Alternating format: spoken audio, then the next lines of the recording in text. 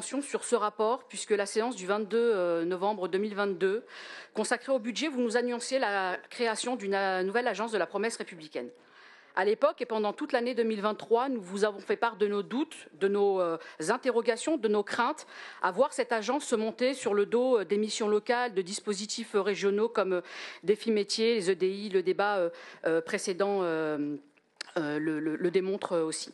Nous vous avions dit que la promesse républicaine ne se résumait pas à une agence et que pour nous, elle devait irriguer l'ensemble des politiques publiques. Aujourd'hui, avec plus d'1 an et demi de recul sur le dispositif, nous avons quelques éléments de réponse.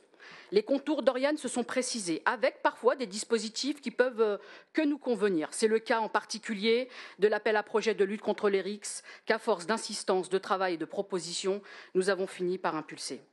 On nous disait d'ailleurs à l'époque qu'il n'y avait pas de porteurs de projets. Pourtant, aujourd'hui, c'est 9 associations qui sont soutenues depuis le début de l'année, 9 projets innovants pour répondre aux RICS dans toute l'Île-de-France.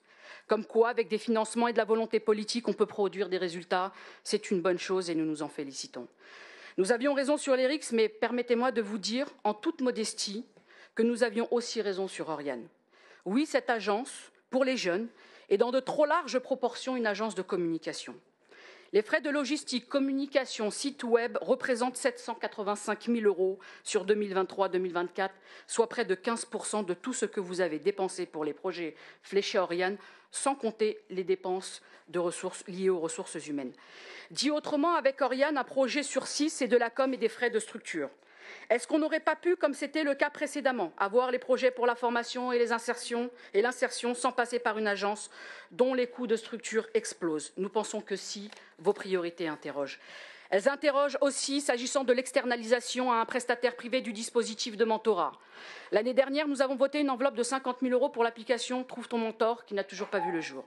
Cette année, nous votons 2 enveloppes budgétaires pour un total de 190 000 € à destination d'un dispositif privé, My Job Class. Or, on nous a dit à la dernière commission que les 2 dispositifs n'étaient pas les mêmes et pourtant, permettez-moi de vous dire qu'après lecture des 2 rapports, à part le fait que pour l'un, il y est noté la mise en contact des jeunes de moins de 30 ans en quête de sens et pour l'autre rapport, la mise en contact des jeunes de moins de 30 ans en quête de sens et d'information quand même, ça y ressemble beaucoup. On a 2 dispositifs avec seule différence le statut et le coût. L'un est public, l'autre est privé. L'un coûte 50 000 €, l'autre 4 fois plus.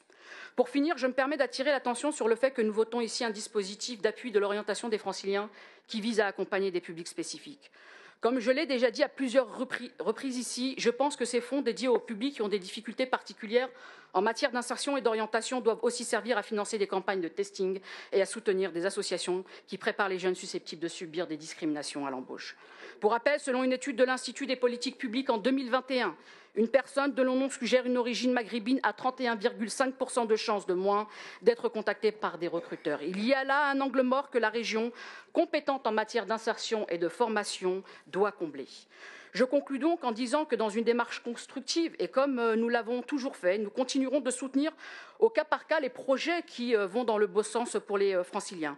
Attention tout de même à mettre plus de moyens pour nos jeunes, plus de moyens pour la lutte contre les discriminations et un peu moins pour la communication et les frais de gestion. Mais nous voterons pour ce rapport.